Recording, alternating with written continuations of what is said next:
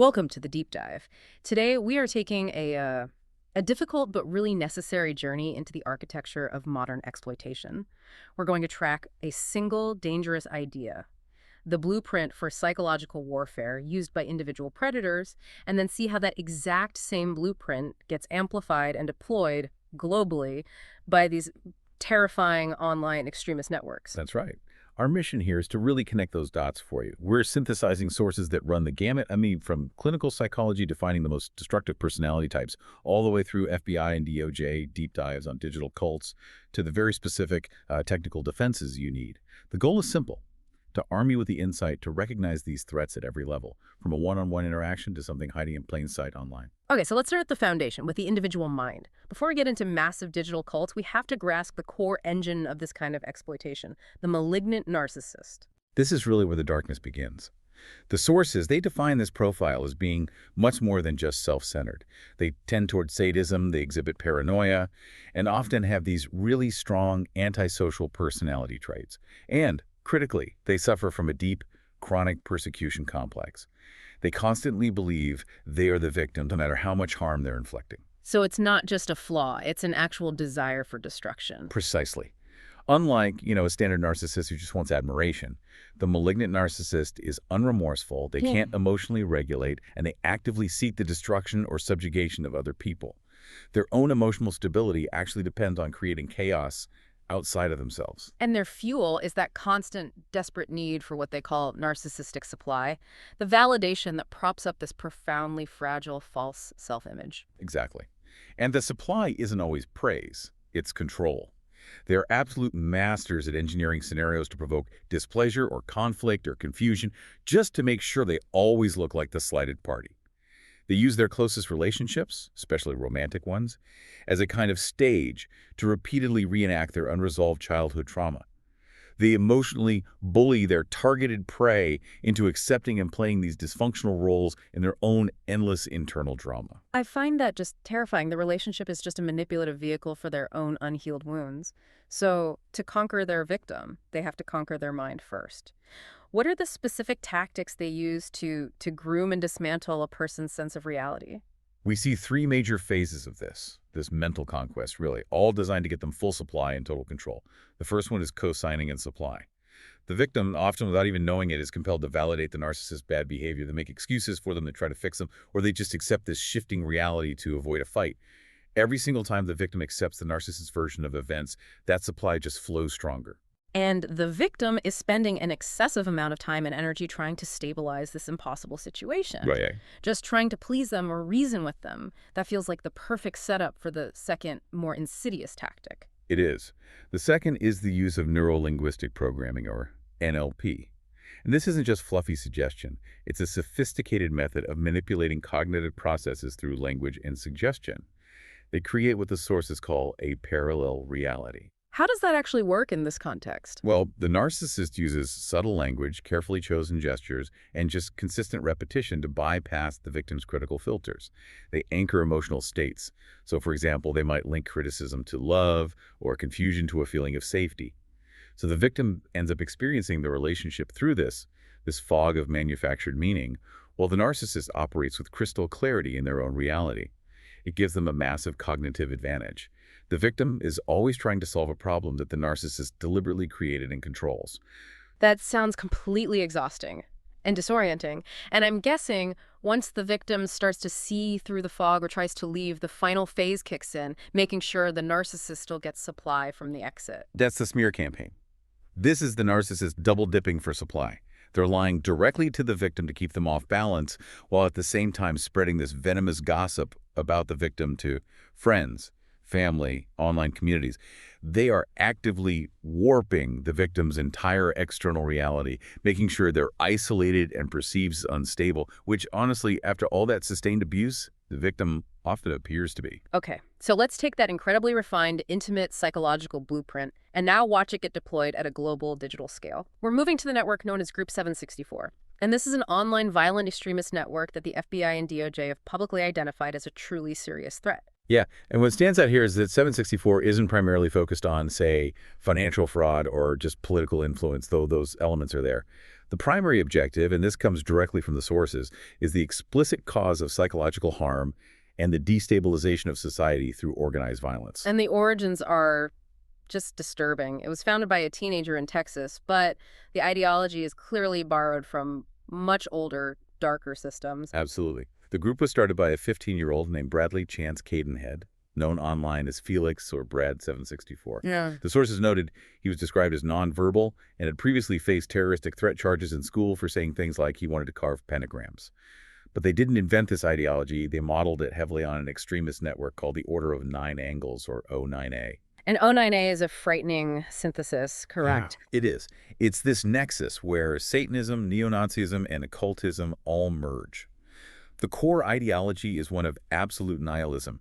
Members are taught to reject empathy as a weakness, to glorify ritual violence, and to believe in culling, this idea that real power, true insight, comes from harming others without hesitation or remorse. It is the malignant narcissistic drive just codified into a group mandate. That sets the stage for a cult focused entirely on sadistic, scalable control. So let's talk about the operational side, the actual grooming playbook they run across, well, every corner of the internet. Instagram, Discord, even on platforms like Minecraft and Roblox. Their target profile is highly specific and always vulnerable. Individuals between 9 and 17 years old, often struggling deeply with loneliness, mental health, identity crises. The initial approach is classical love bombing, but it's masked as deep care. They find targets, they rapidly isolate them from their support networks, and they make them believe they've finally found acceptance. We even see reports of members posing as mental health therapists to gain immediate trust. Wow, that's turning the very idea of seeking help into a weapon. It is a calculated manipulation of trust. And the process escalates very, very quickly. The victim is shifted from public forums to private servers to direct messages where the demands begin almost immediately. They demand proof, photos, videos, personal secrets. And once that proof is obtained, the mask drops. The whole psychological shift from love bombing to extortion is total. Precisely. That's the point where sextortion begins, but it doesn't stop with just demanding money. The demands escalate into acts of self-harm and animal cruelty, which is one of the most chilling things detailed in the source material. We really need to spend a moment on the specific, shocking nature of these demands, because they illuminate the true nature of 764's sadism. They demand victims film themselves carving specific cut signs, their usernames or the group name, into their own skin. They demand the mutilation of pets, sometimes small animals like hamsters or cats, as proof of their loyalty and rejection of empathy. The sources document requests for victims to film self-harm that goes to extreme levels, like cutting until the bathwater is visibly red. And in the most devastating cases, they have live-streamed suicide attempts to an audience of members who are actively cheering them on. This isn't spontaneous. This is organized depravity. The fact that they share instructional material just underscores that. It absolutely does. The sources reveal that members share literal step-by-step guides and a notorious 240-page manual on how to blackmail and exploit victims. This manual covers everything: identifying targets, maintaining anonymity, specific scripts for coercion. It shows malicious intent, structure, and operational continuity. And the vicious cycle is completed when the victim, totally broken down and terrified, becomes a perpetrator themselves. It's the ultimate control mechanism. Investigators found that many of the most active members of 764 started as victims. They were systematically manipulated, dismantled, and then built back up as recruiters.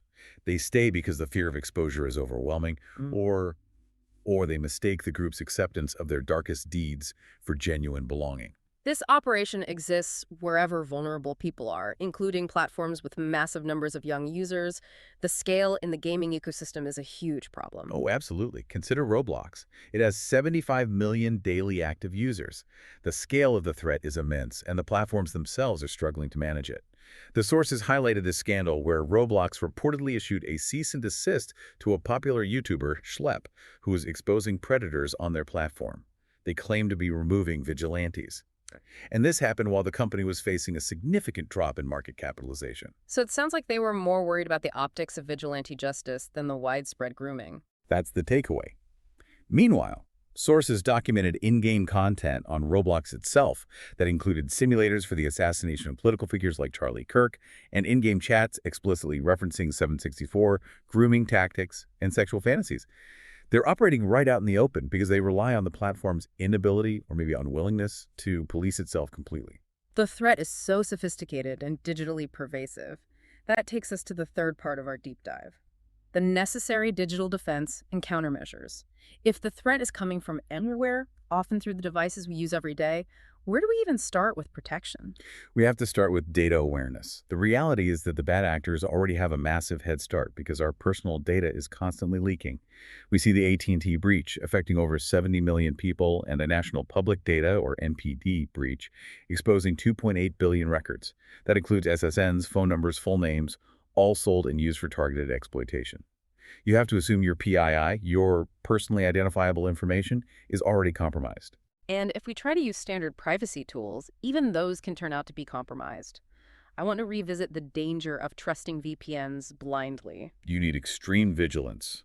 So many VPNs advertise a zero logs policy, but we have instances like IPVanish back in 2016 where they were caught storing logs and providing them to authorities. Worse, the source material notes cases where VPN companies have been quietly bought by foreign entities, which immediately compromises the privacy of millions. If true anonymity is your goal, look for services like Malivad, which actually accept cash payments. By separating the financial transaction from your identity, they ensure that even if forced to hand over logs, those logs can't be traced back to you. Okay, let's move into some of the more advanced defense concepts and specialized hardware that come up in these sources, starting with off-grid communication. This is crucial for resilience against large-scale state attacks. We're talking about tools to stay connected, even if the cellular and Wi-Fi grids go down, a scenario often considered because of potential, foreign DDoS attacks on things like SIM card servers. So tell us about the Meshtastic radio. Meshtastic uses low-power, long-range, decentralized radio signals. Think of a device like the Heltec V3. It doesn't rely on cell towers or Wi-Fi. It creates a self-healing mesh network where every device becomes a relay point.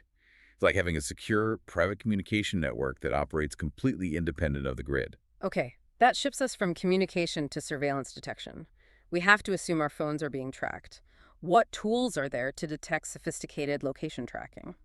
We can look at hacked hardware specifically designed to detect stingray devices. Stingrays are used by law enforcement or hostile actors to spoof cell towers, forcing all nearby phones to connect to them, revealing locations and data. You can install specialized Ray Hunter firmware onto a hacked Verizon hotspot, and the key action here is immediate. If the device's red light comes on, indicating a stingray, you must immediately put your phone in a Faraday bag or just engage airplane mode to stop the tracking. And the sources show that covert threats are getting simpler and easier to deploy, not just relying on complex digital exploits. That's right. Look at the screen grab. It's an HDMI inline device. It just plugs in between your monitor and your computer, and it wirelessly records everything on the monitor to an SD card. It's silent, undetectable by software. Then there's the LAN turtle, a tiny computer that plugs into a US key port. Once it's in, it quietly establishes a remote connection back to an attacker's server, giving them backdoor network access, regardless of the firewall. Just knowing these simple hardware tools exist is the first step. Finally, let's synthesize the practical advice for protecting the vulnerable, for parents and for victims caught in networks like 764. For parents, third-party monitoring software is pretty much essential. Tools like Bark or Custodio are designed to monitor chat platforms for keywords related to bullying, sexual activity, or suicidal ideation.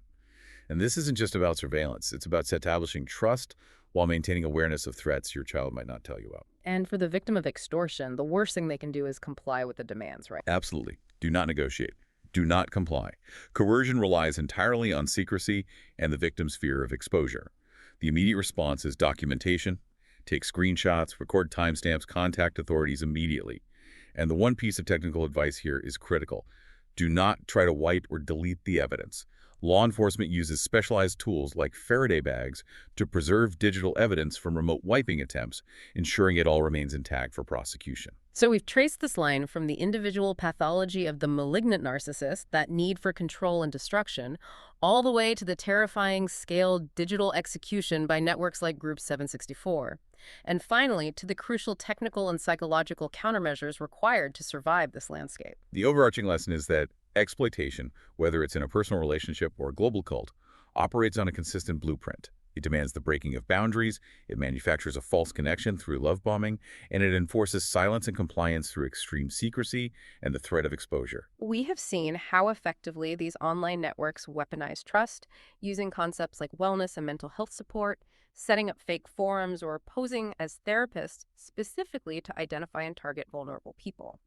So, given that strategy of turning sources of reliance into hitting traps, what systems of trust are you putting your faith in right now, in your own digital and personal life, that could potentially be hiding a similar, deeply rooted psychological trap?